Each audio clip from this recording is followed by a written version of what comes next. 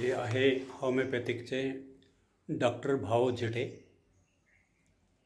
यांचा जन्म झाला होता 20/11/1930 त्यांचा जन्म झाला होता आणि ते मृत्यू दिनांक 12/9/2023 ते आपल्या सर्वांमधून ते निघून गेलेले आहे। डॉक्टर भाऊ झिटे हे खूप आपल्या पेशंटविषयी खूप मैत्रीयुक्त भावना त्यांच्यामध्ये होती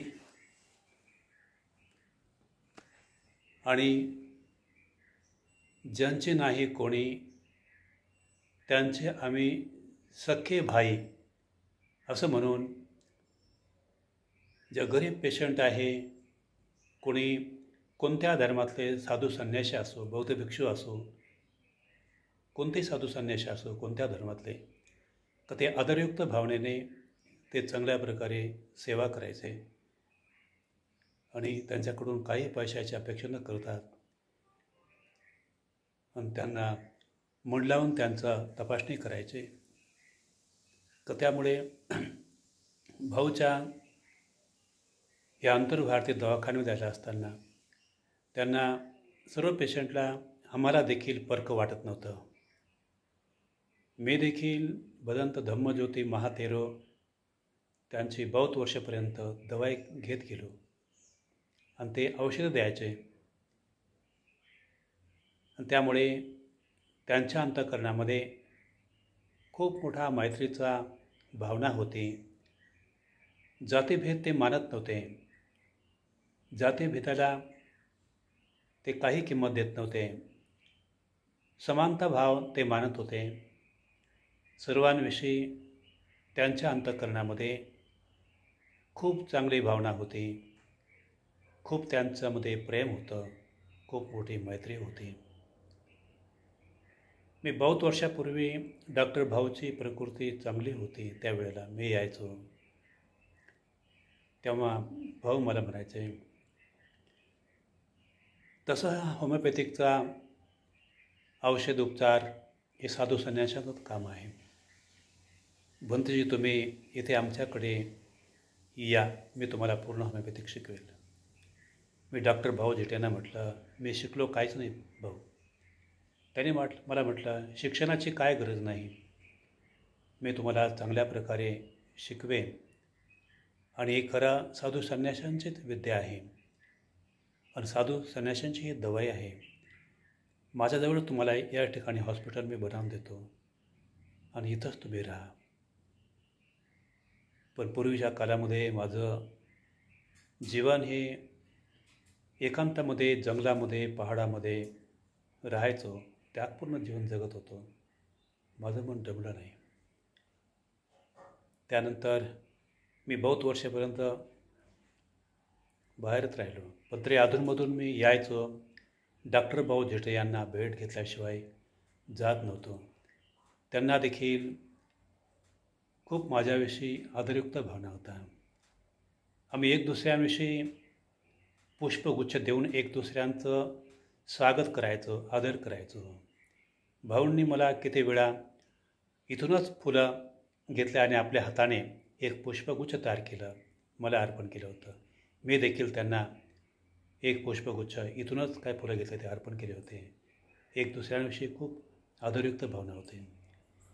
मी कधी दूध चहा पेत नव्हतो, पण तरी मला एकदा म्हटलं, भंतजी हे दूध इतर दुधापेक्षा वेगळं आहे। मी या गायींची चांगली निगराणी करतो, त्या गायींना 250 ग्राम खोबरं देतो, काही शहद देतो, काही होमिओपॅथिक डोस देतो, का त्यामुळे याच्यामध्ये कुठल्याही प्रकारचं केमिकलचा भाग नाही, हे आपल्या शरीरासाठी पोषक आहे। तुम्ही जर एकदा जर प्याल तर तुम्हाला बिलकुल असं दुधासारखं वाटणार नाही। तर तेव्हा एकदा मला त्याने ते दूध पाजलं होतं, मला बरं वाटलं होतं। अधूनमधून इथंच ते काहीतरी शहद निर्माण करायचे, त्याने मला शहद दिलं होतं, गाईचं तूप देखील दिलं होतं, ते खूप सुंदर आणि फार मोठे वैज्ञानिक होते। डॉक्टर भाऊ झिटे हे खूप वैज्ञानिक होते। त्याने म्हटलं होतं, बहुत वर्षापूर्वी इकडे यायचो मी, 90 वर्षाशिवाय मी या जगाचा निरोप नाही घेऊ शकणार. 90 वर्षापर्यंत मी जगणार. आणि ठरल्याप्रमाणे तर ते 90 वर्षापर्यंतच ते जगले. 90 वर्षापेक्षा अजून थोडा काही कालावधीपर्यंत ते जगले आहे असं मला वाटते. तर त्यामुळे भाऊचे जेवढ्या गुण सांगितले असताना तेवढे कमी आहे. का तेव्हा मीच नाही, अनेक पेशंट, दुःखी पेशंट जे दुःखी आले होते, आपली बिमारी दूर होईल का नाही हा त्यांचा विश्वास नव्हता. पण जेव्हा ते इथे आले विश्वासाने, का ते परिपूर्ण बिमारीपासून ते मुक्त झाले, बरे झाले. आणि त्यामुळे अनेक पेशंटमध्ये भाऊविषयी सतत आदर राहिलेला आहे. आमचा देखील फार मोठा आदर राहिलेला आहे. डॉक्टर भाऊ जिथे आज आपल्या मृत्यू दिवशी येऊ शकलो नाही, पण तरी मात्र आजच्या या दिवशी आलो, भेट घेतली, तर आपल्याला आम्ही कोठी कोठी श्रद्धांजली अर्पण करतो. आणि अजून पुन्हा जन्म आपण घ्यावं, या भूतलावरील सर्व प्राण्यांची सेवा आपल्याकडून व्हावी अशी अपेक्षा आहे. तर तेव्हा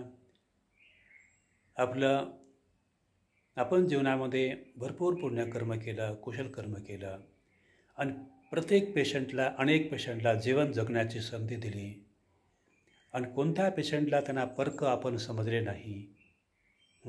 ज्यांना कोणी नसेन भाई, आम्ही त्यांचे भाई भाई अशा प्रकारे बोर्डावर लिहून ठेवणारे आज आपण निघून गेले असतानाही तरी आपलं ते चित्र, ते अक्षर बोर्डावर लिहिलेलं मी पाहिलं. तर त्यामुळे अशा प्रकारचे सत्पुरुष, महापुरुष असे क्वचित उत्पन्न होतात. आणि म्हणून आपल्याला आम्ही पुन्हा श्रद्धांजली अर्पण करतो, पुष्पांजली अर्पण करतो. ठीक आहे, आम्ही आपल्याला भावपूर्ण आदरांजली, श्रद्धांजली अर्पण करतो, पुष्पांजली अर्पण करतो. बुद्धाच्या धम्मानुसार 3 रत्नाद्वारे आम्ही आपल्याला आशीर्वाद देत आहोत. दुःख पत्ताचणी दुःखा, भय पत्ताचणी भया, शोक पत्ताचणी शोका हुंतु सभ्ये पिपाणिनो, एतावताच आम्मेहि संवतं पुय्यं संपदं, सभ्ये देवानुमोदन्तु सबा संपत्ति सिद्धियां, दानं ददन्तु साध्याय शीलं रक्षन्तु सर्वदा, भावनाभिरता हुन्तु गच्छन्तु देवतागतां, सभ्ये बुद्धा बलपत्ता पच्च काणञ्च यं बलम्, अरहन्ताणञ्च तेजेन रक्षं वन्दामि सर्वसम्, आकाशटाच भूमट्टा देवानागा महिन्दिकाम्, पुय्यं तं अनुमोदित्वा चिरं रक्षन्तु देशनम्, आकाशटाच भूमट्टा देवानागा महिन्दिका, पुय्यं तं अनुमोदित्वा चिरं रक्षन्तु देशनम्, आकाशटाच भूमट्टा देवानागा महिन्दिका, पुय्यं तं अनुमोदित्वा चिरं रक्षन्तु त्वां परान्ति, सभीतियो विभजन्तो सर्वरोगो विनाशतो, माते भवन्तन्तरायो सुखी दीर्घायुको भव, अभिवादनं शीलस्व नित्यं वर्धापतायिनो, चत्तारो धम्मा वर्धन्ति आयुवनो सुखां बलान्ति. साधु साधु साधु.